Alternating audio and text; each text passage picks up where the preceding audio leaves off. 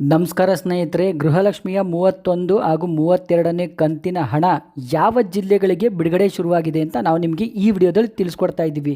ನೋಡಿ ಸ್ನೇಹಿತರೆ, ಯಾವುದೇ ರೀತಿ ಫೇಕ್ ನ್ಯೂಸ್ ಅಂತೂ ನಾವು ಕೊಡ್ತಾ ಇಲ್ಲ. ಖಂಡಿತ ಹೆಚ್ಚಿನ ಮಾಹಿತಿ ತಗೊಂಡೇ ನಾವು ನಿಮಗೆ ವಿಡಿಯೋ ಮಾಡಿ ತಿಳಿಸ್ಕೊಡ್ತಾ ಇದ್ದೀವಿ. ನೋಡಿ ಸ್ನೇಹಿತರೆ, ದಯವಿಟ್ಟು ಕನ್ಫ್ಯೂಷನ್ ಮಾಡ್ಕೊಳ್ಳೋಕೆ ಹೋಗಬೇಡಿ. ಈಗ ಗೃಹಲಕ್ಷ್ಮಿಯ ಪರಿಷ್ಕರಣೆ ನಡೀತಾ ಇದೆ. ಅಂದರೆ ಪರಿಷ್ಕರಣೆಗೂ ಮುಂಚೆನೇ ನಿಮಗೆ 2 ಕಂತಿನ ಹಣ ಬಿಡುಗಡೆ ಶುರುವಾಗಿದೆ. ಖಂಡಿತವಾಗ್ಲೂ ಯಾವ ಜಿಲ್ಲೆಯವರು ನಮಗೆ ಕಮೆಂಟ್ ಮಾಡಿದ್ದಾರೆ ಅಂತ ಕೂಡ ನಾವು ನಿಮಗೆ ಈ ವಿಡಿಯೋದಲ್ಲಿ ತಿಳಿಸ್ಕೊಡ್ತಾ ಇದ್ದೀವಿ.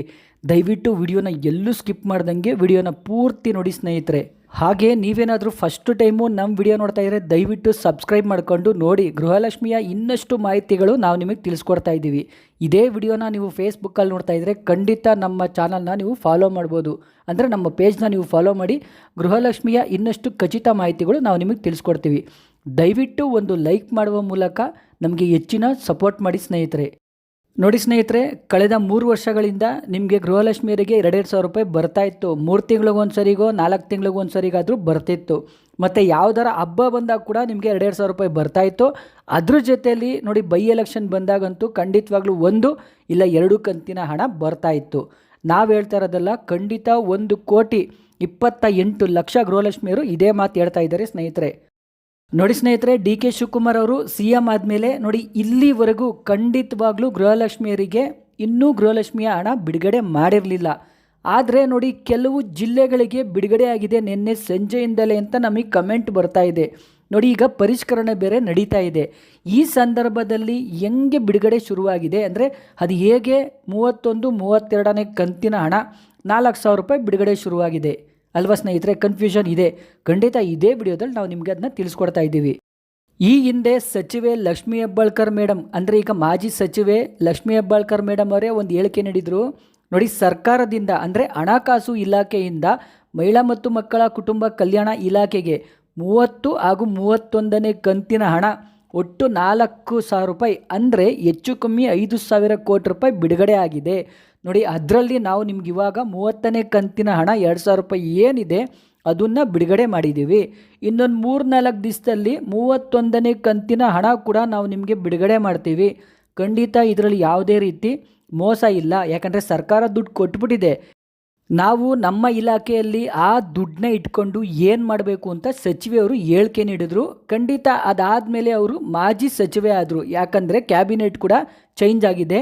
ಇನ್ನೂ ಮಹಿಳಾ ಮತ್ತು ಮಕ್ಕಳ ಕುಟುಂಬ ಕಲ್ಯಾಣ ಇಲಾಖೆಗೆ ಯಾವುದೇ ರೀತಿ ಯಾವ ಸಚಿವರು ಕೂಡ ಬಂದಿಲ್ಲ ಸ್ನೇಹಿತರೆ. ಹಾಗಾದರೆ ಆ ದುಡ್ಡು ಏನಾಯಿತು? ಖಂಡಿತ ಅದಕ್ಕೆ ಈಗ ಯಾರು ಸಚಿವ ಅಥವಾ ಸಚಿವೆಯವರು ಬರ್ತಾರೋ ಅವರೇ ಉತ್ತರ ಕೊಡಬೇಕು ಸ್ನೇಹಿತರೆ. ನೋಡಿ ಸ್ನೇಹಿತರೆ, ಒಂದಂತೂ ಖಂಡಿತವಾಗ್ಲೂ ಗ್ಯಾರಂಟಿಯಾಗಿ ನಾವು ನಿಮ್ಗೆ ಹೇಳ್ತಾ ಇದ್ದೀವಿ.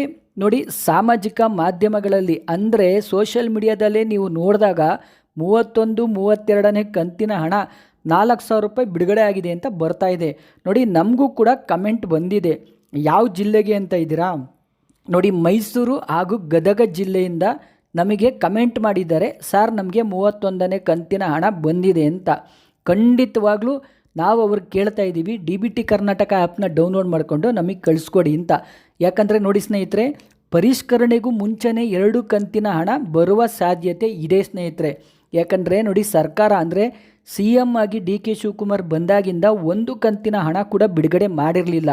ಒಂದು ವೇಳೆ ಬಿಡುಗಡೆ ಮಾಡಿದಾರ ನೋಡಿ, ಇರಬಹುದು, ಟೆಸ್ಟಿಂಗ್ ಪರ್ಪಸ್ಗೋಸ್ಕರ ಬಿಡುಗಡೆ ಆಗಿರುವ ಸಾಧ್ಯತೆ ಇದೆ.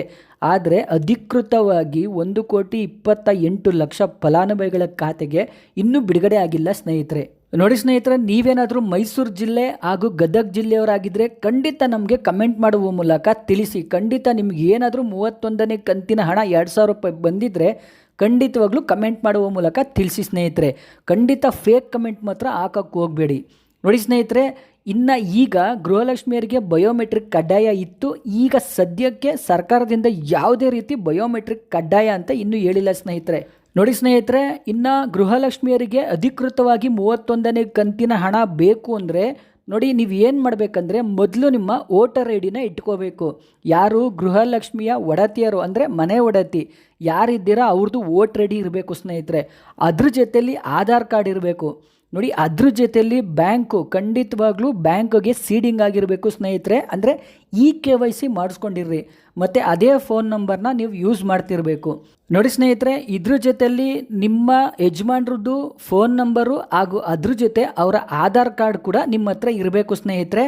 ಇನ್ನೊಂದು 3-4 ದಿವಸದಲ್ಲಿ ನಿಮ್ಮ ಮನೆ ಮುಂದೆನೇ ಖಂಡಿತವಾಗ್ಲೂ ಆಶಾ ಕಾರ್ಯಕರ್ತೆಯರು ಮತ್ತು ಈ ಮಾಸ್ಟ್ರುಗಳು ಯಾರಾದರೂ ಸರಿ, ಟೀಚರ್ಗಳು ಯಾರಾದರೂ ನಿಮ್ಮ ಮನೆ ಮುಂದೆ ಬರ್ತಾರೆ. ಖಂಡಿತ ನೋಡಿ, ಆ್ಯಪು ಸರ್ಕಾರದಿಂದ ಬಂದಿದೆ, ಇನ್ನೂ ಅಧಿಕೃತವಾಗಿ ಕೊಟ್ಟಿಲ್ಲ, ಅವ್ರಿಗೆ ಈಗಾಗಲೇ ಟ್ರೈನಿಂಗ್ ಕೊಡ್ತಾ ಇದ್ದಾರೆ. ನೋಡಿ ಇವರೆಲ್ಲ ಬಂದು ನಿಮ್ಮ ಮನೆ ಹತ್ರ ಮಾಹಿತಿನ ತಗೋತಾರೆ ಸ್ನೇಹಿತರೆ. ಖಂಡಿತವಾಗ್ಲೂ ನೀವು ಎಲ್ಲೂ ಹೋಗೋ ಅವಶ್ಯಕತೆ ಇಲ್ಲ. ನಿಮ್ಮ ಪಾಸ್ಬುಕ್ ಕೂಡ ನೀವು ಜೊತೆಲಿ ರೆಡಿ ಮಾಡಿ ಇವತ್ತಿಂದನೇ ಇಟ್ಕೊಂಡಿರ್ರಿ, ನೀವು ಎಲ್ಲೂ ಹೋಗೋ ಅವಶ್ಯಕತೆ ಇಲ್ಲ. ನೋಡಿ ಒಂದು ವೇಳೆ ಯಾರಿಗಾದ್ರೂ ಗೊತ್ತಾಗಲ್ವಾ, ದಯವಿಟ್ಟು ಗೊತ್ತಿರೋರು ಅವ್ರಿಗೆ ಹೆಲ್ಪ್ ಮಾಡಿ ಸ್ನೇಹಿತರೆ. ನೋಡಿ ಇಷ್ಟು ಡಾಕ್ಯುಮೆಂಟ್ಸ್ನ ನೀವು ರೆಡಿ ಮಾಡಿ ಅವ್ರಿಗೆ ಕೊಟ್ಟಿರ್ರಿ, ಅಂದರೆ ಅವ್ರು ರೆಡಿ ಮಾಡ್ಕೊಳ್ಳೋಕ್ಕೆ ನೀವು ಒಂದು ಸ್ವಲ್ಪ ಹೆಲ್ಪ್ ಮಾಡಿ, ಮತ್ತು ನೀವು ಕೂಡ ಇಟ್ಕೊಂಡಿರ್ರಿ. ನೋಡಿ ಸ್ನೇಹಿತರೆ, ಅದು ಸರ್ಕಾರ ಇನ್ನೂ ಅಧಿಕೃತವಾಗಿ ಘೋಷಣೆ ಮಾಡಿಲ್ಲ, ಬರೀ 1 ವಾರದ ಒಳಗಡೆ ಇವೆಲ್ಲ ಮುಗಿಬೇಕು ಅಂತ ಹೇಳಿದ್ದಾರೆ. ಅಂದರೆ 1,28,00,000 ಗೃಹಲಕ್ಷ್ಮಿಯರಿಗೆ ಒಂದೇ ಒಂದು ವಾರದಲ್ಲಿ ಖಂಡಿತ ನಾವು ಏನಿದೆ ಅಪ್ಡೇಟ್ ಮಾಡಿ ಮುಗಿಸ್ತೀವಿ ಅಂತ CM ಅವರು ಹೇಳಿದ್ದಾರೆ ಸ್ನೇಹಿತರೆ. ನೋಡೋಣ, ಕಾದು ನೋಡೋಣ ಏನಾಗುತ್ತೆ ಅಂತ. ನೋಡಿ ಸ್ನೇಹಿತರೆ, ಖಂಡಿತವಾಗ್ಲೂ ಸರ್ಕಾರ ಅಧಿಕಾರಕ್ಕೆ ಬರೋಕ್ಕಿಂತ ಮುಂಚೆನೇ ನೋಡಿ ನಾವು ಯಾವುದೇ ರೀತಿ ಕಂಡೀಷನ್ ಹಾಕಲ್ಲ. ಎಲ್ಲ ಗೃಹಲಕ್ಷ್ಮಿಯರಿಗೆ, ಅಂದರೆ ಮನೆಯ ಒಡತಿಗೆ ಅಂತ ಸರ್ಕಾರ ಹೇಳಿರಲಿಲ್ಲ, ಎಲ್ಲ ಗೃಹಲಕ್ಷ್ಮಿಯರಿಗೆ 2,000 ರೂಪಾಯಿ ಕೊಡ್ತೀನಿ ಅಂತ ಹೇಳ್ಬಿಟ್ಟೆ ಸರ್ಕಾರ ಗೆದ್ದಿದ್ದು ಸ್ನೇಹಿತರೆ.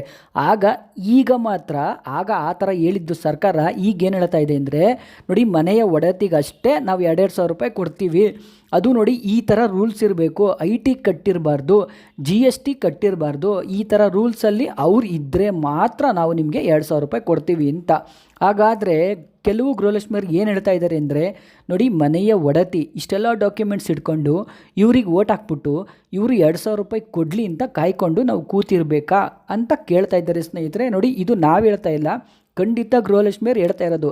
ಅಂದರೆ ಇವಾಗ ಮನೇಲಿ 5 ಓಟ್ ಇದ್ದರೆ ಒಬ್ಬರು, ಅಂದರೆ ಮನೆಯ ಒಡತಿ ಅವ್ರು ಮಾತ್ರ ಓಟ್ ಹಾಕ್ಬೇಕಾ, ಮಿಕ್ಕಿದ್ದವರು ಯಾರಿಗೆ ಓಟ್ ಹಾಕಬೇಕು ಅಂತ ಅದನ್ನು ಕೂಡ ಕೇಳ್ತಾ ಇದ್ದಾರೆ ಸ್ನೇಹಿತರೆ. ಖಂಡಿತವಾಗ್ಲೂ ಸರ್ಕಾರ ಇದು ಯಾವುದನ್ನು ಕೂಡ ಕೇಳಿಸ್ಕೋತಾ ಇಲ್ಲ.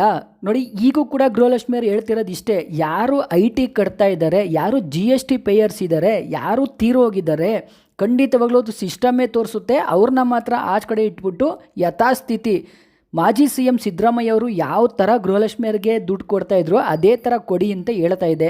ಆದರೆ ಈಗ ಸರ್ಕಾರ ಹಠಕ್ಕೆ ಬಿದ್ದು ಖಂಡಿತವಾಗ್ಲೂ ಯಾರು ಅರ್ಹರಿರ್ತಾರೆ ಅವ್ರಿಗೆ ಮಾತ್ರ ಕೊಡ್ತೀವಿ, ಯಾರು ಅನರ್ಹರಿರ್ತಾರೆ ಅವ್ರಿಗೆ ಕೊಡಲ್ಲ ಅಂತ ಹೇಳ್ತಾ ಇದೆ ಸ್ನೇಹಿತರೆ. ನೋಡಿ ಸ್ನೇಹಿತರೆ, ಇದು 32ನೇ ಕಂತಿನ ಹಣ ಖಂಡಿತವಾಗ್ಲೂ ನಾವು ನಿಮಗೆ ತಿಳಿಸ್ಕೊಟ್ಟಿದ್ದೀವಿ. 2 ಜಿಲ್ಲೆಗಳಿಗೆ ಬಿಡುಗಡೆಯಾಗಿದೆ ಅಂತ ಕಮೆಂಟ್ ಬಂದಿದೆ. ದಯವಿಟ್ಟು ಈ ಜಿಲ್ಲೆಯವರು ನಮಗೆ ಕಮೆಂಟ್ ಮಾಡುವ ಮೂಲಕ ತಿಳಿಸಿ. ನೋಡಿ ಸ್ನೇಹಿತರೆ, ಗೃಹಲಕ್ಷ್ಮಿಯ ನಿಜವಾಗ್ಲೂ ಏನು ಮಾಹಿತಿ ಇದೆ ನಾವು ಅದನ್ನು ನಿಮಗೆ ತಿಳಿಸ್ಕೊಡ್ತಾ ಇದ್ದೀವಿ. ಖಂಡಿತ ತಿಳಿಸ್ಕೊಟ್ಟಿದ್ದೀವಿ ಸ್ನೇಹಿತರೆ, ಇನ್ನು ಮುಂದೆ ಕೂಡ ತಿಳಿಸ್ಕೊಡ್ತೀವಿ. ನೋಡಿ ಸ್ನೇಹಿತರೆ, ಸರ್ಕಾರದಿಂದ ಇನ್ನೂ ಯಾವುದೇ ರೀತಿ ಅಧಿಕೃತ ಮಾಹಿತಿ ಬಂದಿಲ್ಲ. ದಯವಿಟ್ಟು ಎಲ್ಲೂ ನೀವು ಯಾವುದೇ ಸೈಬರ್ ಸೆಂಟರ್ ಮುಂದೆ ಹೋಗಿ ಗೃಹಲಕ್ಷ್ಮಿಯ ಬಯೋಮೆಟ್ರಿಕ್ ಮಾಡಿಕೊಡಿ, ಅಪ್ಡೇಟ್ ಮಾಡಿಕೊಡಿ ಅಂತ ಕೇಳೋ ಅವಶ್ಯಕತೆ ಇಲ್ಲ. ಸರ್ಕಾರದಿಂದ ಯಾವುದೇ ರೀತಿ ಅಧಿಕೃತ ಮಾಹಿತಿ ಬಂದರೆ ನಾವು ನಿಮಗೆ ತಿಳಿಸ್ಕೊಡ್ತೀವಿ ಸ್ನೇಹಿತರೆ. ಮತ್ತೆ ಇನ್ನು ಕೆಲವ್ರು ಕೇಳ್ತಾ ಇದ್ದೀರಾ, ಸರ್ ಖಂಡಿತವಾಗ್ಲೂ ಲೈವ್ ಮಾಡಿ ಅಂತ. ದಯವಿಟ್ಟು ಬೇಡ ಸ್ನೇಹಿತರೆ, ಲೈವ್ ಮಾಡಿ ನೋಡಿ ಹೇಳಿದ್ದೇ ಹೇಳೋ ಅವಶ್ಯಕತೆ ಇಲ್ಲ. ಖಂಡಿತ ಏನಾರ ಮಾಹಿತಿ ಇದ್ದರೆ ನಾವು ನಿಮಗೆ ವಿಡಿಯೋ ಮಾಡಿ ತಿಳಿಸ್ಕೊಡ್ತೀವಿ. ಇನ್ನು ಸೋಷಿಯಲ್ ಮೀಡಿಯಾದಲ್ಲಿ ಫೇಕ್ ನ್ಯೂಸ್ ಬರ್ತಾನೆ ಇರ್ತವೆ, ಅದ್ರ ಬಗ್ಗೆ ತಲೆ ಕೆಡಿಸ್ಕೊಳ್ಳೋಕೆ ಹೋಗಬೇಡಿ. ಗೃಹಲಕ್ಷ್ಮಿಯ ಇನ್ನಷ್ಟು ಮಾಹಿತಿಗಾಗಿ ಖಂಡಿತ TV2 ನ್ಯೂಸ್ ಚಾನಲನ್ನು ಸಬ್ಸ್ಕ್ರೈಬ್ ಮಾಡಿಕೊಳ್ಳಿ. TV2 ನ್ಯೂಸ್ ನಿತ್ಯ ನಿರಂತರ ನಿಮ್ಮೊಂದಿಗಿರುತ್ತದೆ.